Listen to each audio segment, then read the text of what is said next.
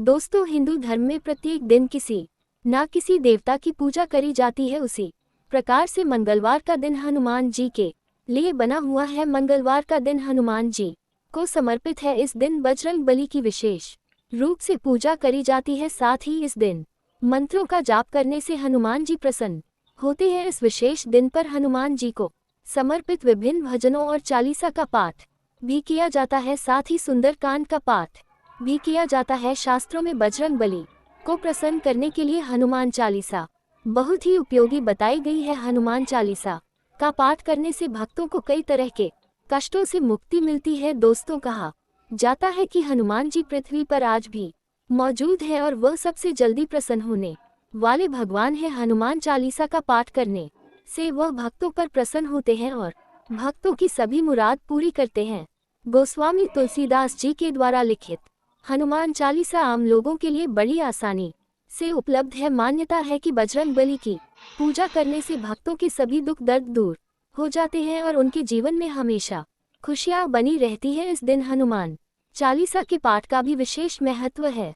दोस्तों, अगर हम हनुमान जी को प्रसन्न करना चाहते हैं तो हमें हनुमान चालीसा का पाठ करना चाहिए, लेकिन इसका पाठ करते समय हमें कुछ बातों का विशेष ध्यान रखना चाहिए। इस पाठ को करते समय बहुत सावधानी रखनी चाहिए। तो दोस्तों, आज हम इस वीडियो में जानेंगे कि हनुमान चालीसा को पढ़ते समय कौन सी गलतियां हमें नहीं करनी चाहिए। इस जानकारी के लिए वीडियो में हमारे साथ अंत तक बने रहिएगा, जिससे कि आपको सही और सटीक जानकारी प्राप्त हो पाए। और हाँ दोस्तों, अगर वीडियो अच्छी लगे तो कमेंट बॉक्स में जय श्री राम जरूर लिखिए। तो चलिए वीडियो में आगे बढ़ते हैं। दोस्तों, ज्योतिष मान्यताओं के अनुसार जब कोई व्यक्ति सही तरीके से हनुमान चालीसा का जाप करता है तो उसे बहुत लाभ होता है। वहीं आपको कभी भी चालीसा का पाठ बीच की चौपाई से नहीं करना चाहिए। अगर आप हनुमान चालीसा का पाठ करने जा रहे हैं तो इसे एक साथ पूरा क्रमबद्ध तरीके से पढ़कर ही उस स्थान से उठना चाहिए। कभी भी बीच की किसी चौपाई से पाठ शुरू नहीं करना चाहिए। दोस्तों, साफ तन और मन से पाठ करना बेहतर होता है। ऐसा माना जाता है कि अगर आप घर में हनुमान चालीसा का पाठ करते हैं तो हमेशा शुद्ध तन और मन से मंदिर में दीप प्रज्वलित करके यही हनुमान जी का ध्यान करते हुए हनुमान चालीसा का पाठ करें। दोस्तों, अगर आप हनुमान चालीसा का पाठ करते हैं तो सुनिश्चित करें कि आपको भूलकर भी तामसिक भोजन नहीं करना चाहिए और ना ही मदिरा का सेवन करना चाहिए। हमेशा आपको सात्विक भोजन ही करना चाहिए। ऐसा करने से आप हनुमान जी के क्रोध का पात्र बन सकते हैं। हनुमान जी बाल ब्रह्मचारी हैं और वह हमेशा तामसिक चीजों से दूर रहने वाले हैं।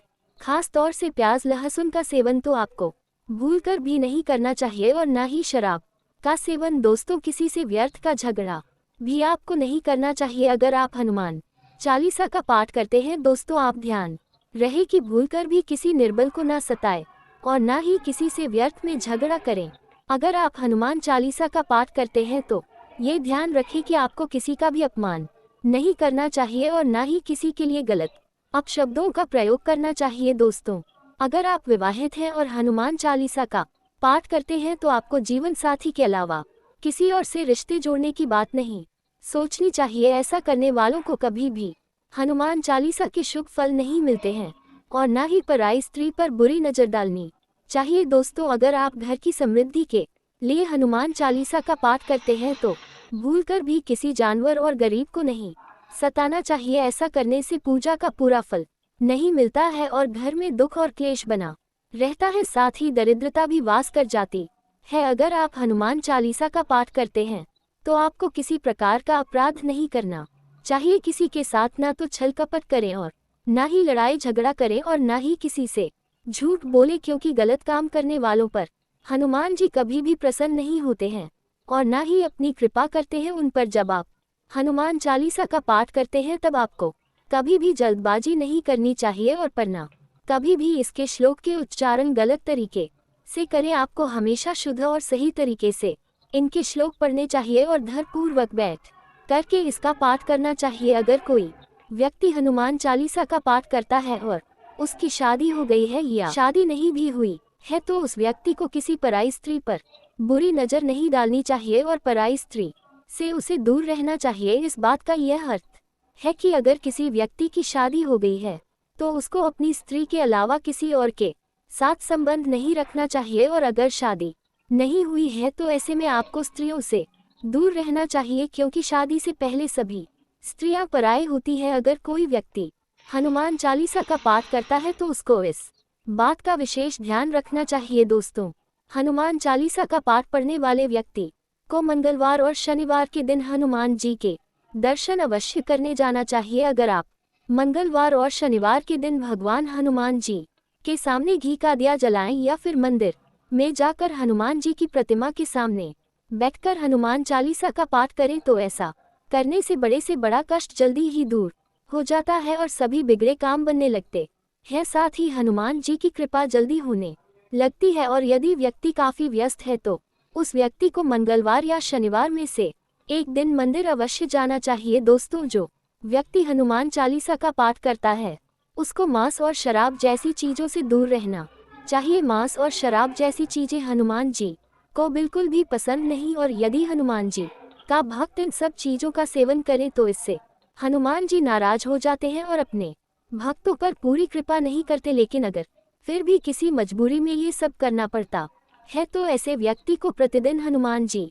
के सामने अरदास करनी चाहिए कि वह उस व्यक्ति से इस तरीके की मुसीबत या फिर कारण दूर कर दे जिसकी वजह से वह मांस, मदिरा का या तामसिक चीजों का सेवन कर रहा है। हनुमान जी निश्चित रूप से अपने भक्तों को बहुत जल्दी इस तरह की मुसीबत से बाहर निकाल देते हैं। हनुमान चालीसा का पाठ करने वाले व्यक्ति को कभी भी बेईमानी नहीं करनी चाहिए, कभी किसी दूसरे व्यक्ति का हक नहीं मार करके खाना चाहिए। इसका अर्थ यह है कि अगर कोई व्यक्ति अपने जीवन में हनुमान चालीसा का पाठ करता है तो उसको ईमानदारी से जीवन यापन करना चाहिए, कभी भी कोई गलत काम नहीं करना चाहिए। दोस्तों, अगर आप हनुमान चालीसा का पाठ करते हैं तो कभी भी गलत लोगों का संगत ना करें, उनका साथ आप भूलकर भी ना दें। ऐसे लोगों के पास बैठने से भी व्यक्ति का नाश निश्चित है। जब भी आप हनुमान चालीसा का पाठ करें या पूजा करें तो पूजा के समय बैठने के लिए आसन का प्रयोग अवश्य करें। बिना आसन के फर्श पर ना बैठे, इसे अशुभ माना जाता है।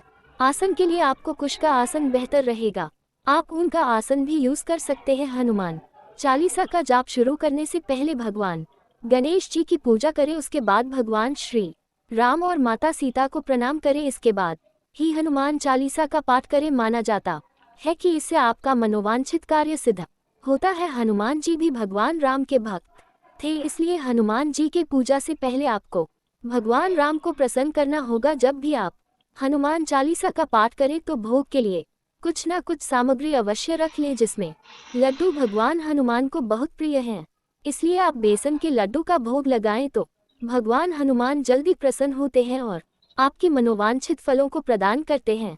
इसलिए पूजा के समय आप भोग में बेसन के लड्डू अवश्य रख लें। तो दोस्तों, ये थी जानकारी कि हनुमान चालीसा को पढ़ते समय हमें कौन कौन सी गलतियां नहीं करनी चाहिए।